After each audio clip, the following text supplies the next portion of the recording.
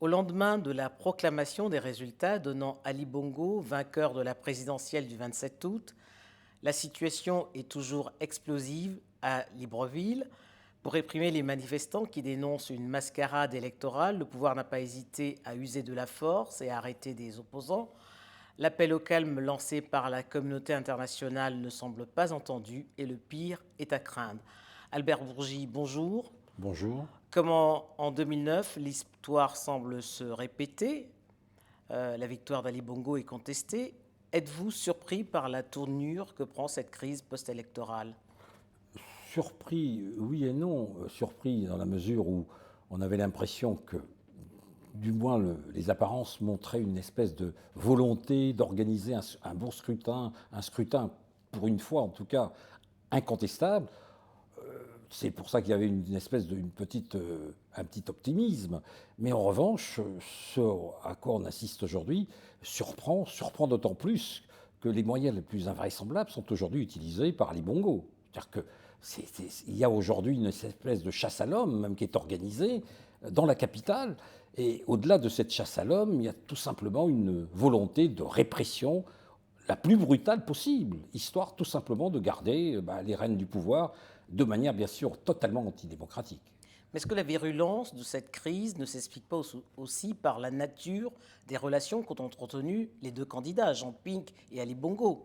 Je crois pas que ça tienne à la personnalité, par exemple, de Jean Ping face à Ali Bongo. Ali Bongo aurait certainement procédé de la même manière avec n'importe quel adversaire, hein, qui aurait été désigné par une coalition de partis, par un groupe disons, de personnalités politiques, ce qui est le cas notamment aujourd'hui de Jean Ping. Je crois que Ali Bongo est au pouvoir. Il est arrivé, il ne faut jamais oublier qu'il est arrivé au pouvoir de manière totalement subversive, moi j'appelle ça totalement subversive, en 2009. Totalement, Au lendemain du décès de son père. absolument. Donc en 2009, il a été élu à la suite véritablement j'ai envie de dire, d'un chaos électoral, à savoir que la fraude était présente en amont comme en aval du processus électoral. Et bon, cette fois-ci, il s'est dit, au fond, il y a Jean Ping en face de moi, Jean Ping qui connaît très bien les rouages, bien sûr, de la vie politique gabonaise, et qui a su, en tout cas, rallier autour de sa personnalité, autour de son nom. C'est une première Oui, d'ailleurs. c'est une première. Tous ceux qui, à un titre ou à un autre, en tout cas, ont marqué l'histoire politique du Gabon. Moi, on en vient à se demander, au fond, si le Gabon, comme d'autres pays d'Afrique centrale, n'est pas frappé d'une malédiction politique. Oui. C'est pas possible. Incapable. Parce qu'on voit bien que depuis l'avènement du multipartisme en 90, aucun pays d'Afrique centrale n'a connu une élection apaisée. Absolument. Bien sûr, quand je parle de malédiction pour le Gabon, on pourrait l'étendre à toute l'Afrique centrale. Quand on compare la situation qui prévaut aujourd'hui en Afrique centrale et ce qui se passe en Afrique de l'Ouest, on est à milieu véritablement de cette Afrique qu'on nous présente bien souvent de manière globale, soit Afrique totalement antidémocratique, soit Afrique incapable de se prendre en main, etc. etc.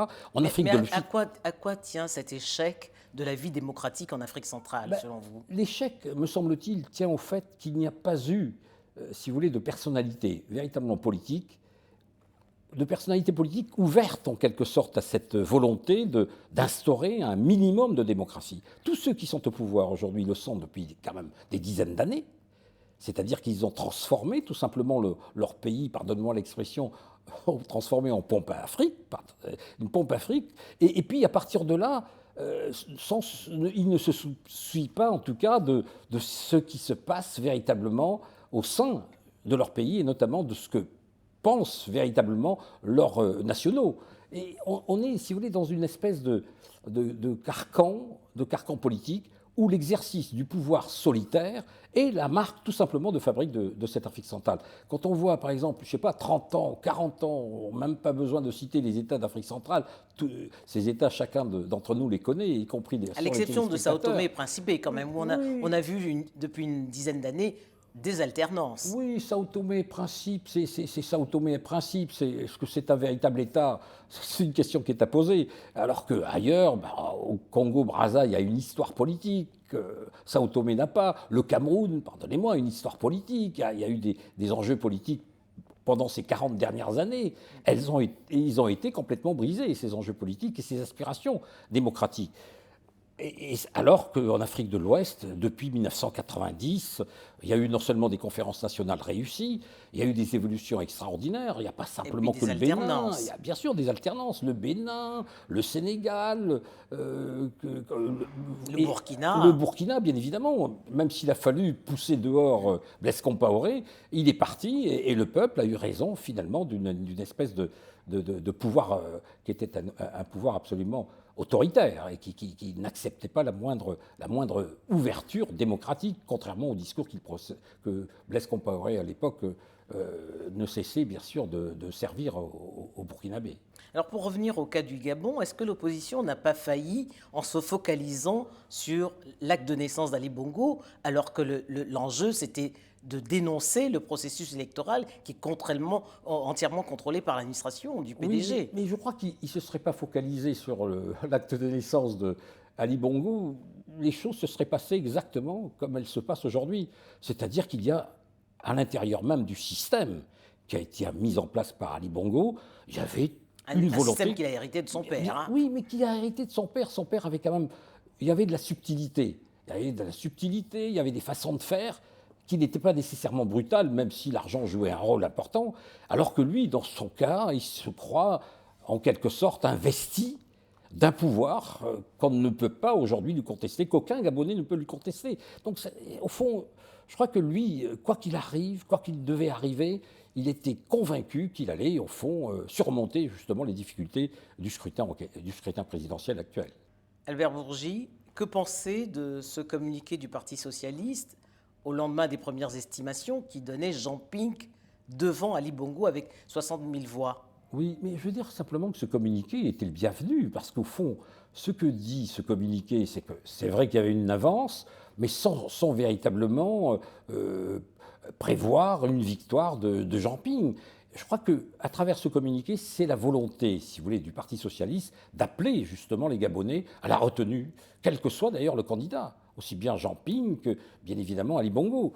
Moi, je trouve que c'est une des choses les plus intéressantes qu'on a pu observer, en tout cas, du côté français, du côté tout simplement politique français. Alors, Paris, Bruxelles et Washington appellent à la retenue.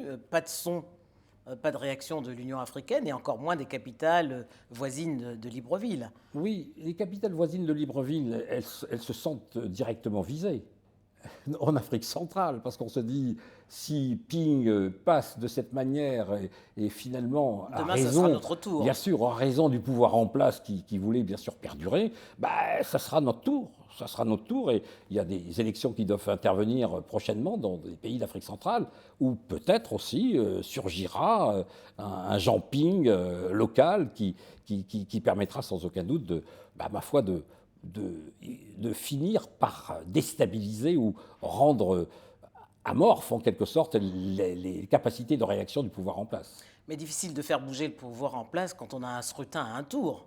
Oui, alors là, je dirais que c'est une singularité gabonaise. Hein. C'était Bongo qui l'avait plus ou moins, disons, mise en place. Elle existe aussi dans notre pays. Hein. Elle existe dans notre pays, mais dans le cas du Gabon, c'est-à-dire qu'il faut quand même avoir à l'esprit que le Gabon, c'est combien d'habitants? 1,5 million. 1,6 million, 700 000 habitants. Un pays moins étendu que les autres pays d'Afrique centrale, mais un pays aux richesses considérables, notamment le pétrole. Même si les cours du pétrole aujourd'hui sont en baisse. Même si les cours du pétrole sont en baisse, et je dirais qu'à la limite, si Ali Bongo peut-être a perdu un petit peu de sa superbe dans son espèce d'espace politique, c'est parce qu'il a beaucoup moins de moyens qu'il en avait en 2009. Mais on a vu quand même le déploiement de moyens bien sûr, de la bien campagne. Le moyen de la campagne, je crois qu'il en aurait fait beaucoup plus encore, puisque la première fois, c'était la première candidature, c'était en quelque sorte le décès du père, le fils pouvait à la limite passer, mais vu son bilan depuis qu'il a été élu en 2009, je crois qu'aucun Gabonais sérieux, et aucun Gabonais, en tout cas, qui voulons, bien sûr, défendre les intérêts de son pays, ne peut s'aligner derrière Ali Bongo.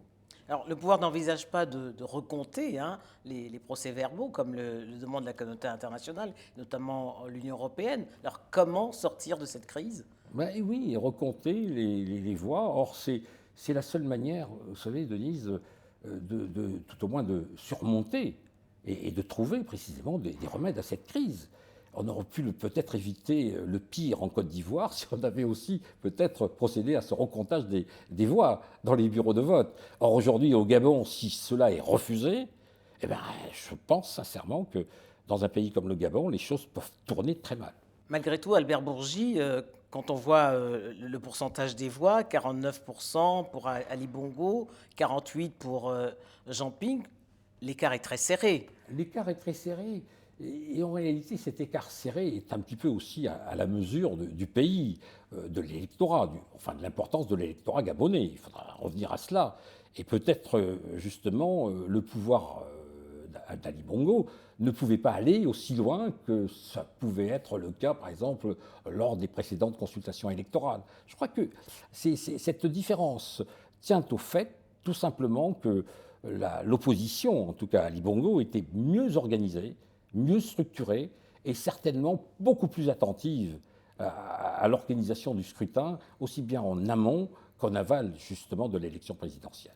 Mais il reste quand même que le processus électoral était plus favorable aux partis au pouvoir, parce qu'on voit bien les moyens déployés pendant la campagne, l'accès aux médias et la liste électorale. Mais oui, mais je crois que tout ça est vrai, ce que vous dites là, Denise, mais retenez tout simplement que les Gabonais ne voulaient plus. Il y a eu un rejet véritablement au cours des deux ou trois dernières années, un rejet de la personne d'Ali Bongo. C'est Ali Bongo qui est visé. Sociales, ouais. Bien sûr, c'est lui véritablement qui est visé directement. C'est pas le fait qu'il soit un Bongo, c'est qu'il ait véritablement dévoyé la fonction présidentielle par ses méthodes particulières et puis bien évidemment par la gabegie qui entoure justement l'exercice du pouvoir.